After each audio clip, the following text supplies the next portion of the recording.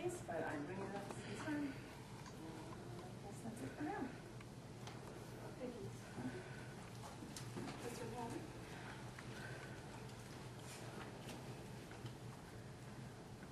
Well, special education is something that's been important to my wife and I because we have a daughter that has a disability, and she's received special education services since she was 3 years old. And we have for, she's 12 now, so we have for 9 years worked to try and get our daughter to be able to read at age and grade level, and that is yet to occur as she's ending the 6th grade. And we've been really troubled by some of the practices that have gone on with the school district, and it's not just you guys, it's all school districts as I'm finding out. But I know that there's some people on this table that care about students. I know that, because I know some of you personally. But I've just been disappointed that my child has not progressed. For the previous 2 years, she was progressing, because we were doing the right kinds of interventions with my daughter. This year, she's regressed.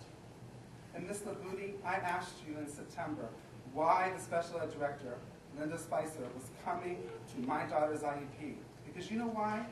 Last year, we had a wonderful IEP with Ms. Perez, who we've had a wonderful relationship with my daughter's teachers, and the educators and the parents were able to sit down at the table and come to an IEP that we were proud of. And you know what, this year, in our IEPs, that IEP has been mocked. They've called our goals redundant, and they don't want to count them. They say she's made progress in spelling by giving her a bubble test that has 4 options. She gets A's on them all. Who can't recognize a correctly spelled word? My daughter can recognize a correctly spelled word. Can she read those words? Not always. Can she spell those words in a writing sample? No. This year, trusting your word, Ms. Labuti, because you said the reason she was coming to my IEP is because you asked her to be out in the field. I took that in good faith.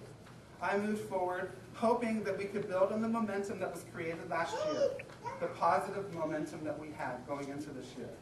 But yet, I've been faced with lies.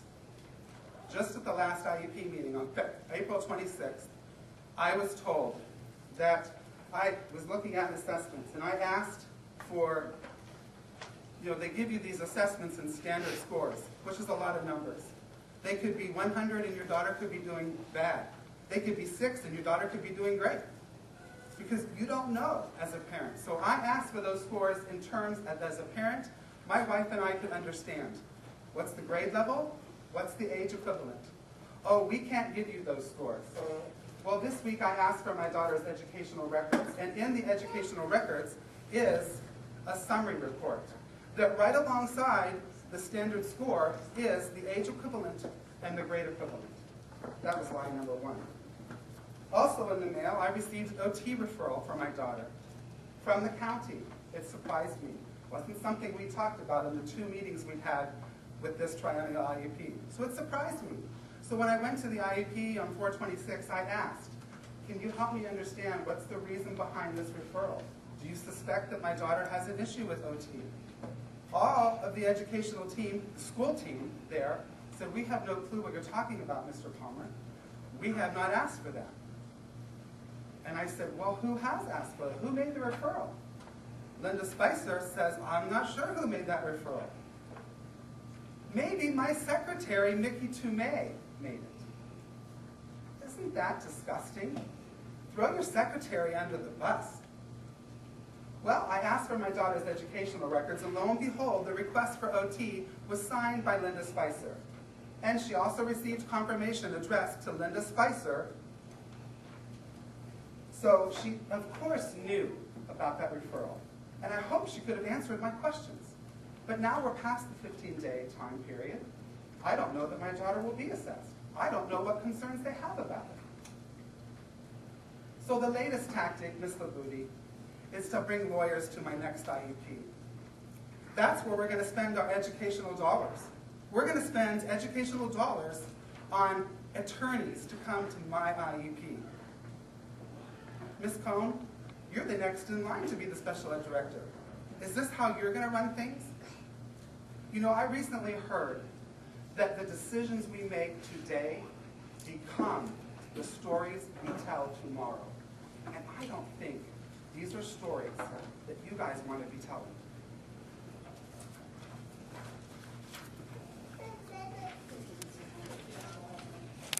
Six F and 6G, please. I move to pull items 6F and 6G. Thank you, Kathy. I need a second. You second. Alan?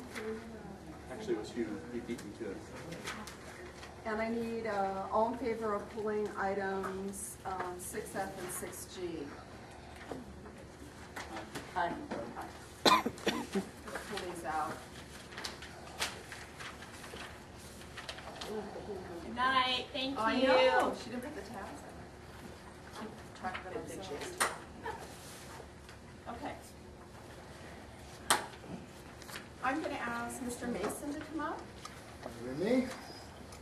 Welcome. Hi. Well, in regards to items 6F and 6G, ratifying the funding for attorneys to go to the Palmer's IEPs. I attended the last two IEP meetings that we were unable to get anything resolved in. I just think that they could allocate the funds in a better manner because they just want to get their daughter the help she needs. I think, I know it's not that simple to rehire or hire a classified employee to help the students catch up, but I know retaining an attorney is very expensive for the school district, especially right now the way budgets are.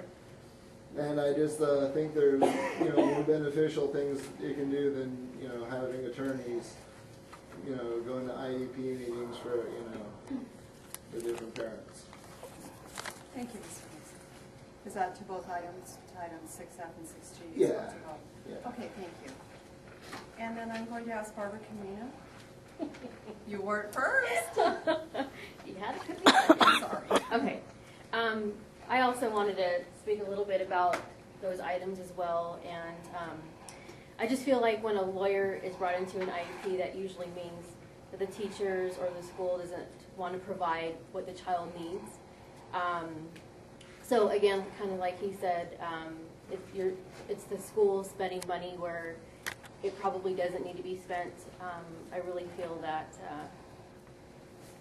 their child, Sarah, needs to have some sort of intervention program so that she's able to read and write.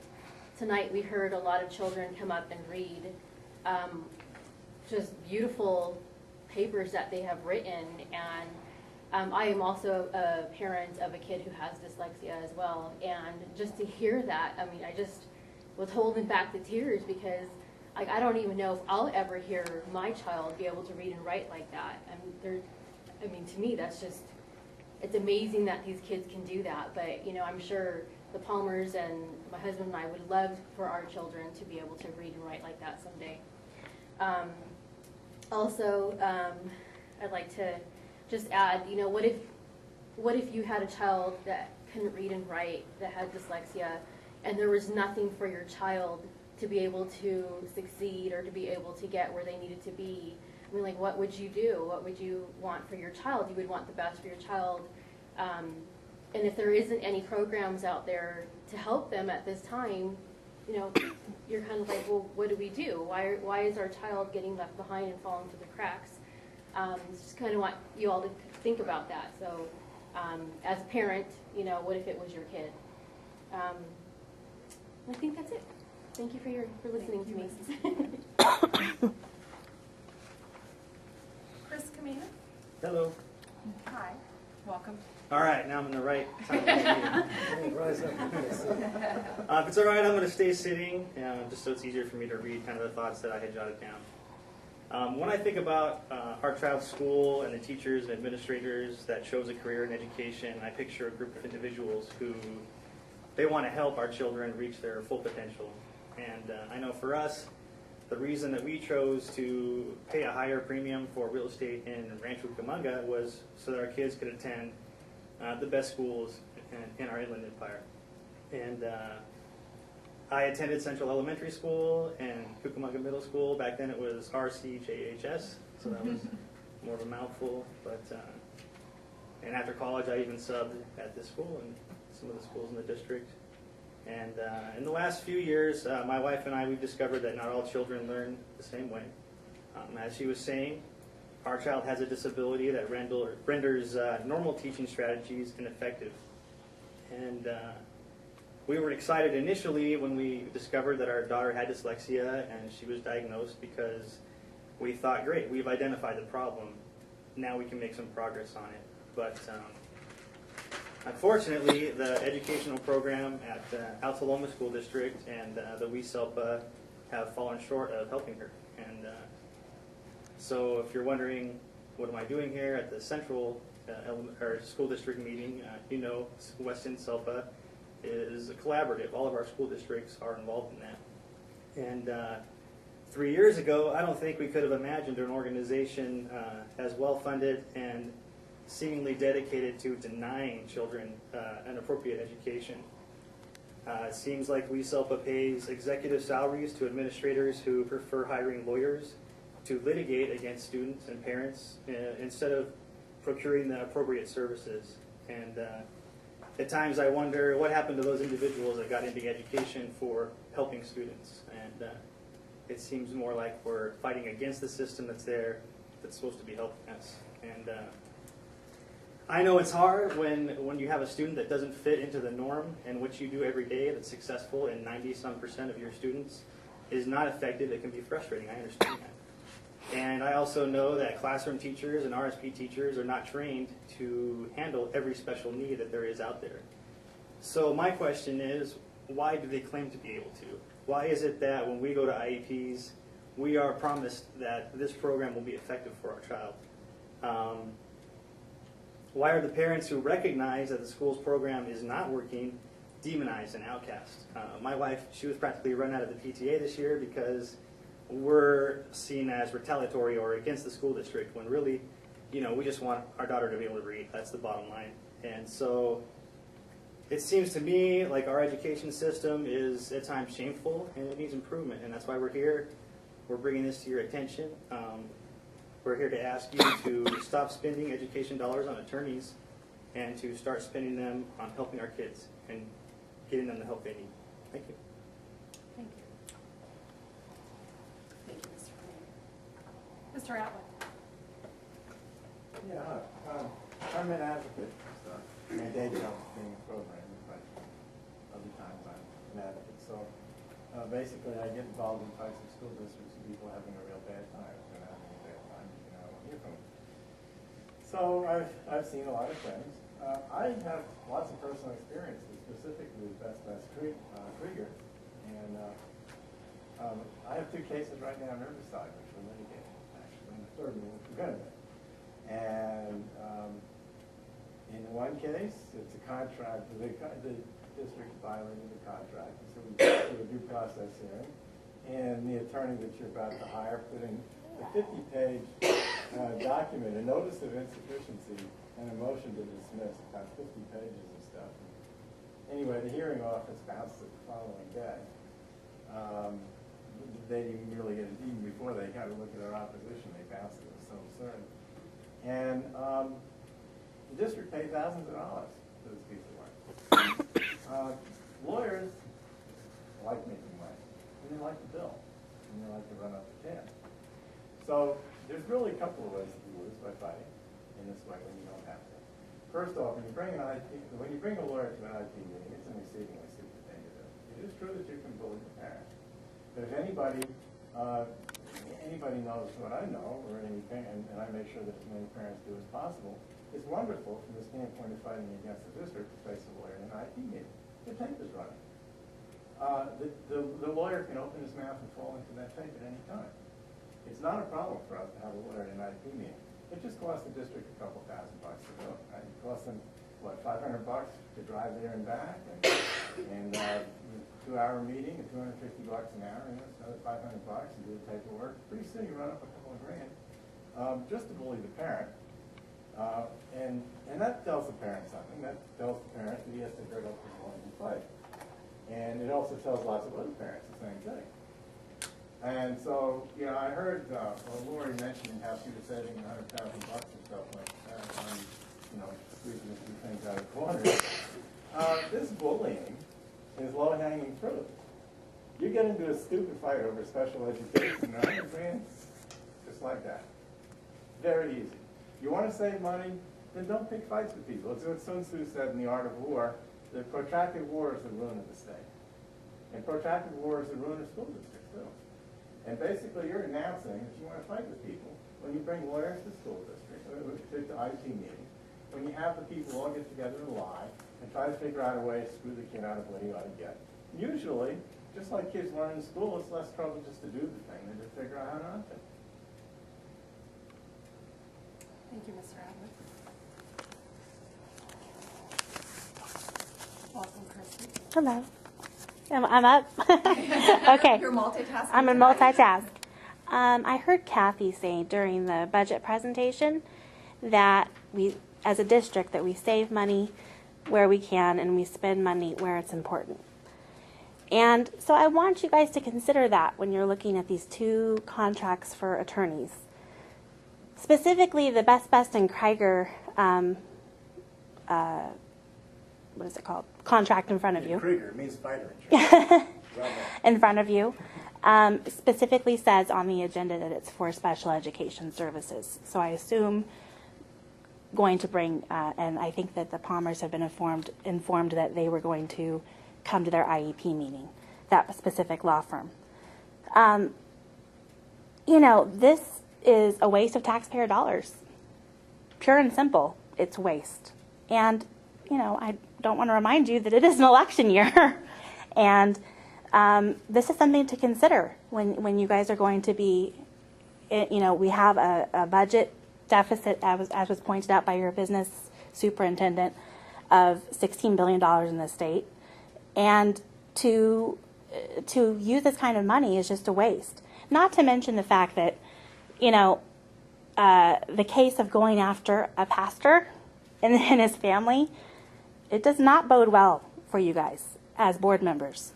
So, I mean, and the other thing that I wanted to mention is the other particular lawyer that's on, that you guys are considering a contract for, she actually helped the West and SELPA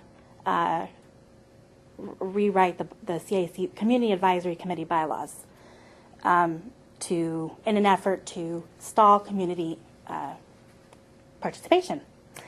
What else did I want to say? I think Mr. Atwood already pointed out that what I wanted to point out was that, you know, lawyers, when they're involved, of course they're going to advise to litigate. That's how they make money. So I just think that this is a thing that you guys should consider when you're trying to save money in your district, which you should. The programs and services should go for the students. And it doesn't, you guys wouldn't look good. I'm telling you now. You would not look good going forward with this, you know, as far as the public is concerned. So I highly encourage you to consider this. Thank you. Thank you, Kristen. Sure. Jim Palmer? That's me again. You're back again. Well, 2 days ago, we did get a letter in the mail saying that attorneys were going to come to our IEP meeting. These have been, this whole process has taken quite a toll on my family. I've missed work, Dave's missed work. We hired people to watch the kids. The meetings are 5 hours long. And we've yet to be offered any faith. And so there's nothing as yet on the table even to discuss, and yet lawyers are going to come. I can only imagine that this is to tell us, you know, we don't like that you couldn't get out of work at this time to come to this meeting, so now we're bringing lawyers, you know. I don't know, and so, you know, our day off today was spent with, okay, what do we do, hon? Do we get a lawyer? Is it foolish of us to walk in when they have lawyers and we don't? Do I know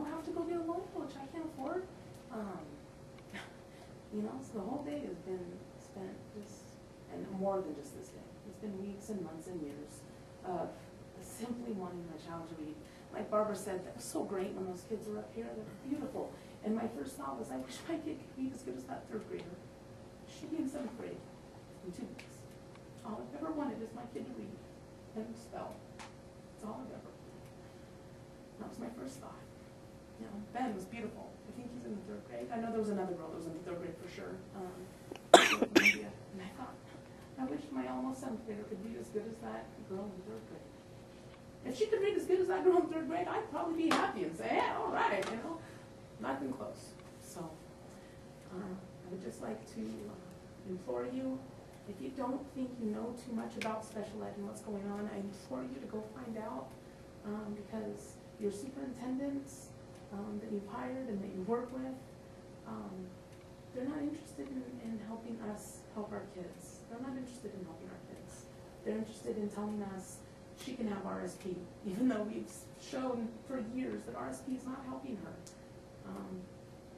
That's all we get, and we get, you know, letters that aren't nice, letters that make us out to seem like we're some crazy parents, like I'm some crazy person because I'm trying to help my kid. We're made out to be like we're unreasonable people. And I'm pretty sure it's not unreasonable to want your kid to read. So, thank you. Thank you, Miss. Mr. Palmer, you have 2 cards. I think you meant special ed director. Hiring special ed director. Oh, sorry, think you what meant did I the say? superintendent. Oh, I didn't mean superintendent. Sorry. Sorry. Thank you, Mr. Palmer. I meant that we don't have to work with Donna, you. I here's meant the the thing. superintendent Donna, of you know what? I see you as a reasonable person. I'm a reasonable person myself.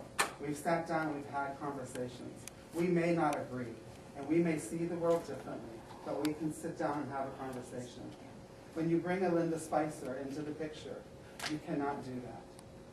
I didn't know Linda Spicer at the beginning of this year, but she's made a career of ruining children's lives.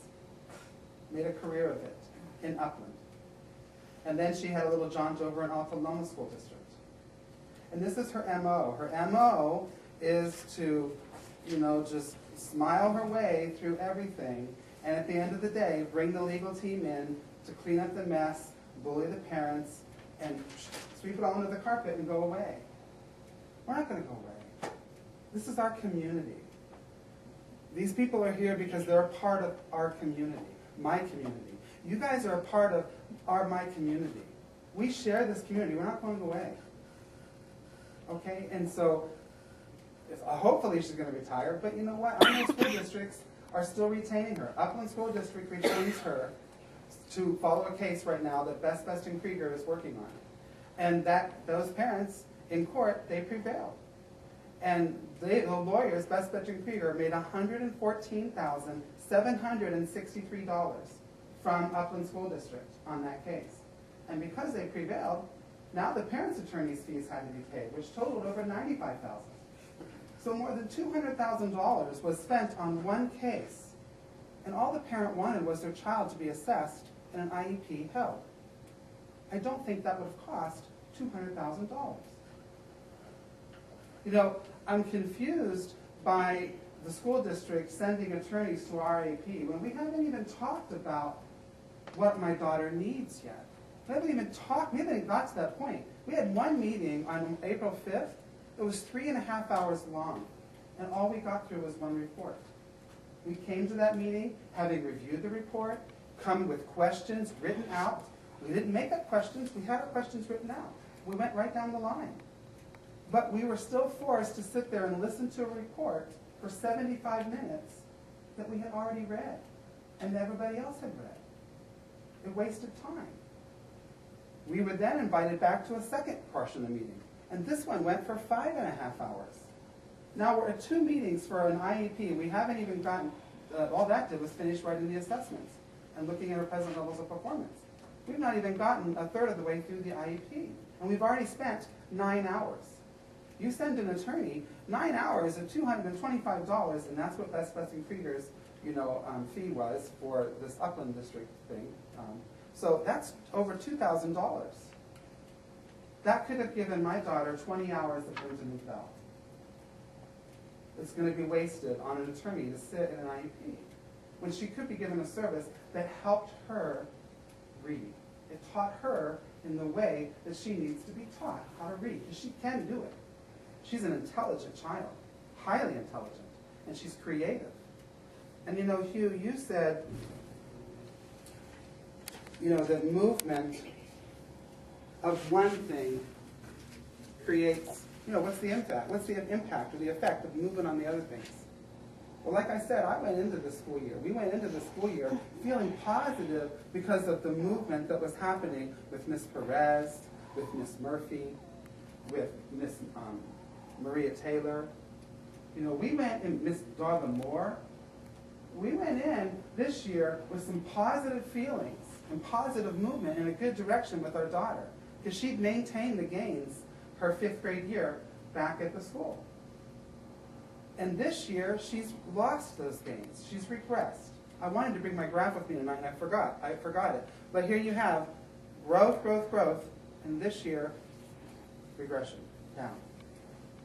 And so, movement, when you have a special ed director that comes in that's only there to fight, and you can see that now because she wants to bring her legal team in, and it's her legal team, BB&K, she got them in her back pocket. Sometimes I wonder if she gets a kickback on the referrals that she makes.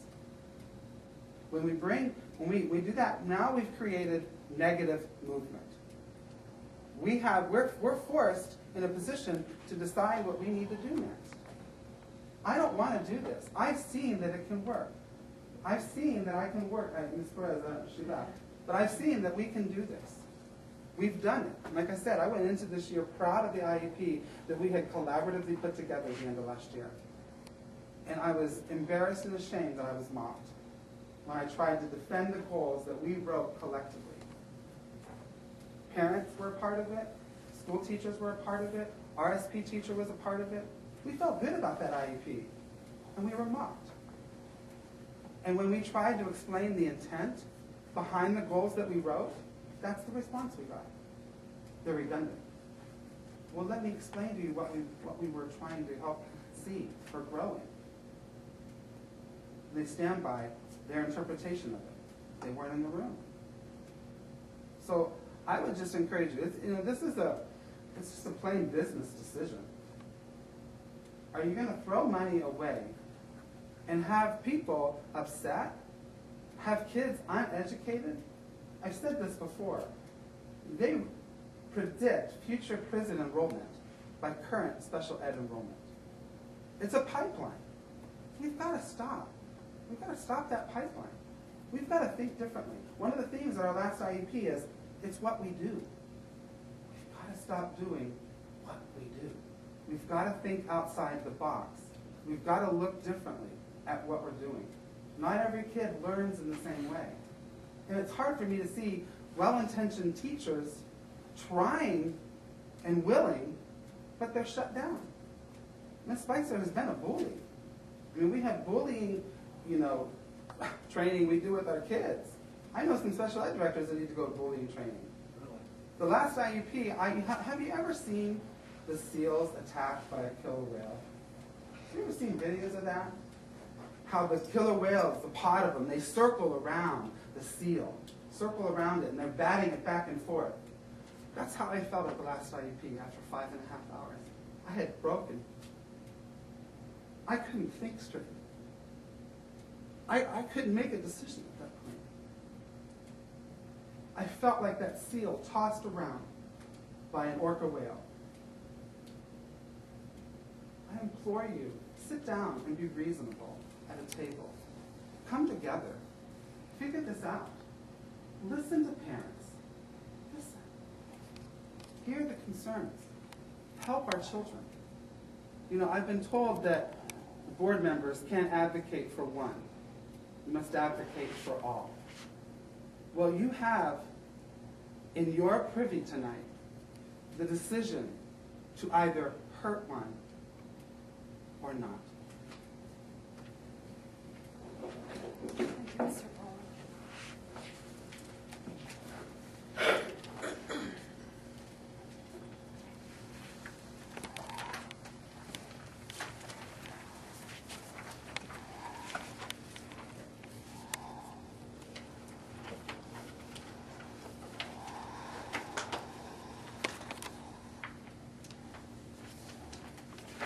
I'm going to ask for a motion to approve the consent items without item 6G and 6F.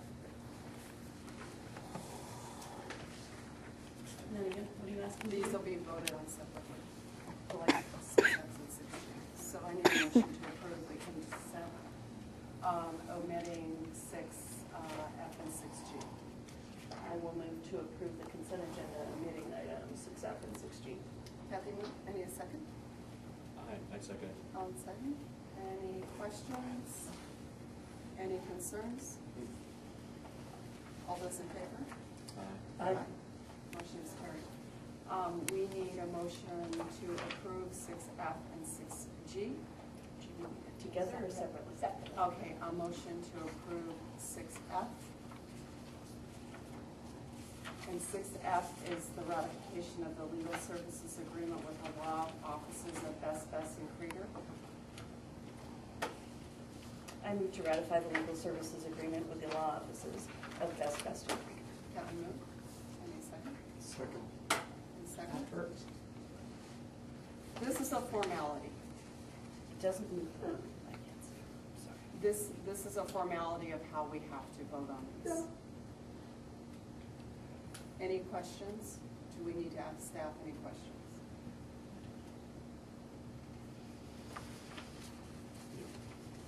Anyone else? I am going to call for a vote. All those in favor? Anyone opposed? The motion is carried. I need a motion to approve 6G, and that's the ratification of the retainer agreement with the law offices of Maggie Schidester and Associates. Move to ratify the retainer agreement with the law offices of Margaret H. Hidester and Associates. Kathy Moon, I need a second. I second it. I'll second it. Anybody opposed? All those in favor? Aye. The motion is carried. And I need a motion to